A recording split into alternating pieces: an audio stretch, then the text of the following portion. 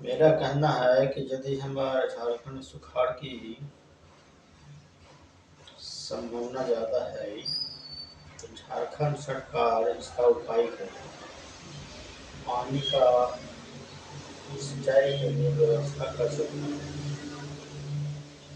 तो हमारे झारखंड की समस्या खत्म हो सकती है, जिससे किसानों को मजदूरी उतना नहीं करना पड़ेगा और भुखमरिया भी नहीं हो सकता।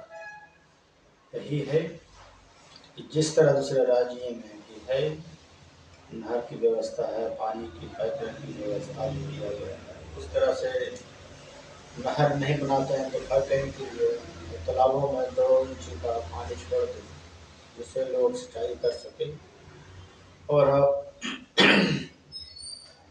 पानी की कम व्यवस्था है वहाँ पे हो सके और अच्छे पैदावार भी कर सकते हैं।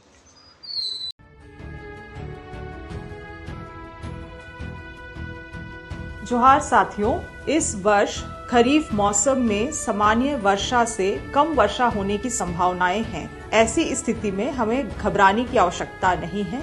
सूझबूझ और समझ के साथ अगर काम लिया जाए तो आने वाले समय में सुखाड़ की सामना भी मजबूती के साथ किया जा सकता है। जहां भी मई जून में बारिश हो, तुरंत खेतों की अच्छी तरीके से जुताई कर ले। मेड़ को मजबूती से बनाए ताकि खेत का पानी खेत में ही रहे। धान पर पूरी तरीके से निर्भर ना रहे। वैसे फसल जिसमें कम पानी की आवश्यकता पड़ती है, जैसे मूंग, सोयाबीन, मड़ुआ, अन्य फसलों को अपनाएं। सरकार लगातार किसानों के बीच सही तकनीक, बीज और जानकारी पहुंचाने का काम कर रही है ताकि आने वाले समय में ये सुखाड़ से मजबूती से हम निपट सके। खरीफ मौसम शुरू होने वाला है।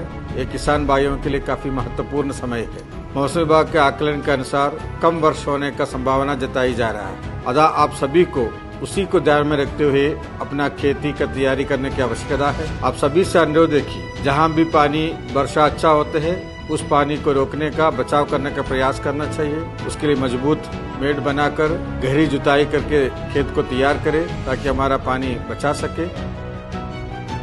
झारखंड में आने वाले खरीफ मौसम के दौरान सामान्य से कम वर्षा की संभावना जताई जा रही है। ऐसी स्थिति में सूखे का जोखिम बढ़ सकता है, जिसका सीधा असर आपकी फसलों पर पड़ सकता है।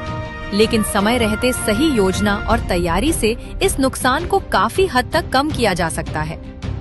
जहां भी मई और जून में बारिश हो, तुरंत गहरी जुताई करें और खेत की मेड़ मजबूत बनाएं ताकि पानी का संरक्षण हो सके। धान पर पूरी तरह निर्भर न रहें। वर्षापात होने की स्थिति में कम अवधि वाली फसलें जैसे मक्का, उड़द, मूंग, कुल्थी, सोयाबीन, सरगुजा, मोटे अनाज अपनाएं। समय पर बुआई सुनिश्चित करें। धान की सीधी बुआई जुलाई के अंत तक और रोपाई अगस्त के मध्य तक पूरी करें।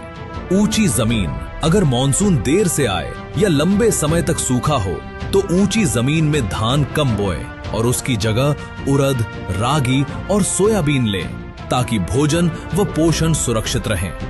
मध्यम ऊंची जमीन, डोन 3, यहाँ कम अवधि 100 से 105 दिन वाले धान के प्रभेदों की सीधी बुआई करें और सूखे की स्थिति में अरहर, मक्का, ज्वार, बाजरा भी लें तथा मेड़ एवं नाली पद्धति अपनाते हुए मेड़ पर बुआई करें। मध्यम जमीन, डोन 2, रोपाई की जगह 120 दिन से कम अवधि वाली सीधी बुआई धान बोएं।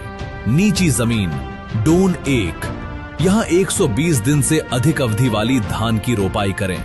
10 से 15 दिन तक बारिश नहीं होने पर 2% यूरिया और 1% पोटाश का छिड़काव करें। खेतों में एक से अधिक फसलें लगेगी, जैसे अरहर के साथ मक्का, ताकि जोखिम कम हो।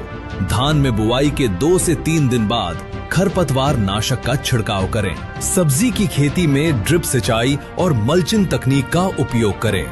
खेती के साथ मशरूम, मधुमक्खी पालन और पोल्ट्री जैसे वैकल्पिक आय स्रोत जोड़ें। पशुओं के लिए चारा और पानी का पहले से प्रबंधन करें। सही समय पर सही निर्णय लेकर सूखे के प्रभाव को काफी हद तक कम किया जा सकता है। अधिक जानकारी के लिए जिले में जिला कृषि पदाधिकारी, परियोजना निदेशक आत्मा तथा तकनीकी जानकारी के लिए कृषि विज्ञान केंद्र KVK से भी संपर्क कर सकते हैं। प्रखंड स्तर पर BAO, BTM और ATM से संपर्क करें और ग्राम पंचायत स्तर पर जन सेवक एवं कृषक मित्र से संपर्क करें। अधिक कृषि संबंधी सलाह एवं जानकारी के लिए किसान कॉल सेंटर के टोल फ्री नंबर 1800 123 1136 पर भी संपर्क कर सकते हैं।